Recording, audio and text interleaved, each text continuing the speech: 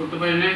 তারপরে এখানে যে চেকটি আছে আমাকে ফেরত দিয়েছে জাদু মিয়া, এই চেকের পেছনেও সিকিউরিটি লেখা নাই, লিখতে হয়তো আমি ভুলে গেছিলাম বা এতই ভীত এবং আমি সন্তুষ্ট ছিলাম যে এর পেছনে সিকিউরিটি লিখতে আমি ভুলে গেছি। এই যে চেকটা, আমি অধ্যাপক ডাক্তার শেখ গোলাম মোস্তফা, বর্তমানে মহাখালী জেনারেল হাসপাতালে টিউমার ও ক্যান্সার বিশেষজ্ঞ হিসেবে কর্মরত আছি। এর আগে বাংলাদেশ জাতীয় ক্যান্সার গবেষণা ইনস্টিটিউট ও হাসপাতালে 2013 সাল থেকে 2014 সালের জুলাই পর্যন্ত পরিচালক হিসেবে দায়িত্ব পালন করি। এখানে একটি নিয়োগের বিষয় বড় রকমের অর্থ দাবি করেন তৎকালীন স্বাস্থ্যমন্ত্রী মোহাম্মদ নাসিম,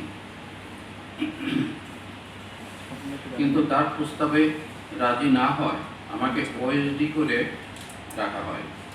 এরপর 2 বছর ওএসডি থাকা অবস্থায় ক্যান্সার ইনস্টিটিউটে কর্মরত থেকে অতঃপর অবসর গ্রহণ করি।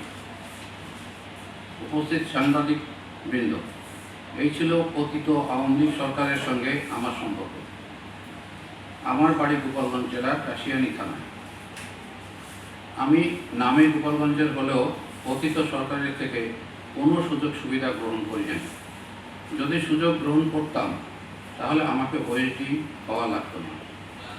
কিন্তু জুলাই আন্দোলনের পর একটি প্রতারক চক্র আমাকে টার্গেট করে, যা শুরু হয় 2024 সালের অক্টোবর থেকে। সে সময় বাংলাদেশ সরকারের একটি বিজ্ঞপ্তির পরিপ্রেক্ষিতে চুক্তিভিত্তিক এসেনশিয়াল ড্রাগের ব্যবস্থাপনা পরিচালক হিসেবে নিয়োগের জন্য আবেদন করি,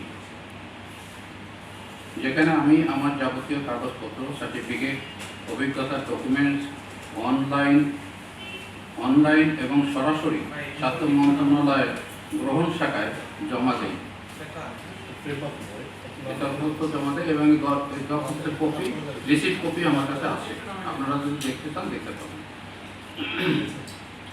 পরবর্তীতে সেখানে আমার চাকরির সুযোগ মেলেনি, কিন্তু একটি প্রতারক চক্র ওই কাগজপত্রগুলো অসাধু উপায়ে সংগ্রহ করে আমাকে প্রতারণার ফাঁদে ফেলে,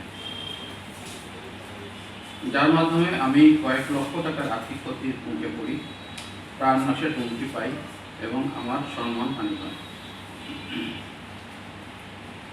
2025 সালের 10 মার্চ বিকেলে আরিফুল ইসলাম, ইমদাদ, সিদ্দিকী মুক্তার, সবুজ, নাসির চৌধুরী, রাহান কাউসার, আবুল কালাম সহ বেশ কয়েকজন আমার চেম্বারে আসেন।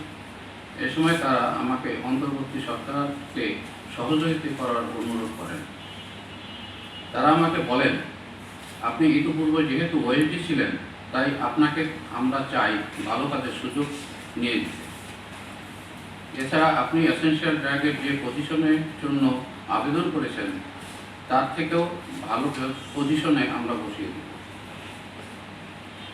পরবর্তীতে আরিফুল ইসলামের মাধ্যমে জাদু মিয়া নামের একজন আসেন, যিনি নিজেকে সাবেক সংসদ সদস্য ও জাতীয় পার্টির কেন্দ্রীয় নেতা পরিচয় দেন।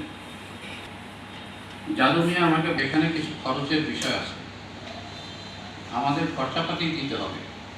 আমি তাদেরকে জানাই আমার কাছে কোনো ক্যাশ ক্যাপিটাল নাই।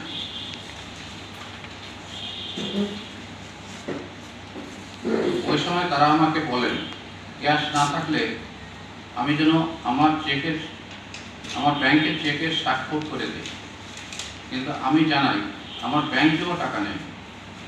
তখন তারা অস্ত্র দেখিয়ে তাদের মধ্যে 2 জন আমার চেয়ারের পেছনে দাঁড়িয়ে বলেন, আপনি বিপদে পড়বেন, এখানে মব সৃষ্টি হবে, আপনার বাড়ি কিন্তু গোপালগঞ্জ, সমন্বয়কদের দিয়ে আপনাকে গণপিটুনি দেওয়া হবে। এসব কথা বলে জোরপূর্বক 12টি চেকের পাতা স্বাক্ষর করিয়ে নেন জাদু মিয়া ও তার দল। এ সময় ভয়ে ভীত এবং সন্ত্রস্ত হয়ে পড়ি আমি। ফলে চেকগুলোতে তারা তাদের মতো করে টাকার অঙ্ক বসিয়ে নেয়। চেকগুলোর স্বাক্ষরেও একটির সঙ্গে অন্যটির তেমন মিল নেই। এছাড়া কোনো চেকে টাকার পরিমাণ কথা এবং অঙ্কে মিল নেই। একটা ফেরত চেক পেয়েছি আমি জাদু মিয়ার কাছ থেকে, ওটা আমার কাছে আছে, আপনারা দেখতে পারেন। বলে আপনি এসব কথা কাউকে বলবেন না, বললে আপনি নিজেই বিপদে পড়বেন। আমি যেন পুলিশের, কারণ থানা পুলিশ সবই তাদের, তাই তাদের কথা না মানলে আমাকে সমন্বয় দিয়ে মবের মধ্যে ফেলে দেবে। শেষে তারা বলে আমাদেরকে কিছু খরচের টাকা দিলে আপনার চেক ফেরত দিব। তখন তারা 15 লাখ টাকা দাবি করে। আমি এত টাকার ব্যবস্থা করতে পারবো না বললে তখন আমাকে প্রাণনাশের হুমকি দেয়। শেষে আমি আতঙ্কে আত্মীয় স্বজনদের থেকে ধার নিয়ে জাদু মিয়া এবং তার গ্রুপটিকে বিভিন্ন সময় 15 লাখ টাকার বেশি প্রদান করি। পরে জাদু মিয়া আমাকে একটি চেক ফেরত দেয়। পরবর্তীতে দেশের একটি বেসরকারি টেলিভিশন আমার এই ঘটনা নিয়ে একটি প্রতিবেদন তৈরি করে। ওই টেলিভিশন সাংবাদিকের মাধ্যমে জানতে পারলাম যেগুলোতে তারা 200 কোটি টাকা বা তারও বেশি পরিমাণ লিখে নিয়েছে। একটু জোরে বলবেন। অতীতে জাদু মিয়া চেকগুলোকে সাংবাদিকদের দিবেন বলেও আমাকে হুমকি দিয়েছে, বিনিময়ে 50 লাখ টাকার দাবি করে। আমি টাকা দিতে রাজি না হলে চেকগুলো দিয়ে সংবাদ প্রচার করার কথা বলে। এর কিছুদিন পর থেকে বিভিন্ন মিডিয়ার সাংবাদিকরা আমাকে একের পর এক কল দিতে থাকে। এতে আমি আরও আতঙ্কিত হতে থাকি। সবশেষে গত 24/8 তারিখে আমি বনানী থানায় একটি সাধারণ ডায়েরি করি। আমি আমার সঙ্গে ঘটে যাওয়া এই ভয়ঙ্কর বিষয়টি আপনাদের সামনে তুলে ধরব।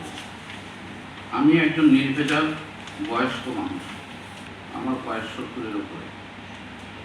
আমার সরকারি চাকরি এবং ব্যক্তিগত জীবনে কোনো খারাপ রেকর্ড নেই। আমি এসবের প্রতিকার চাই, তাই আজ আপনাদের দ্বারস্থ হয়েছি।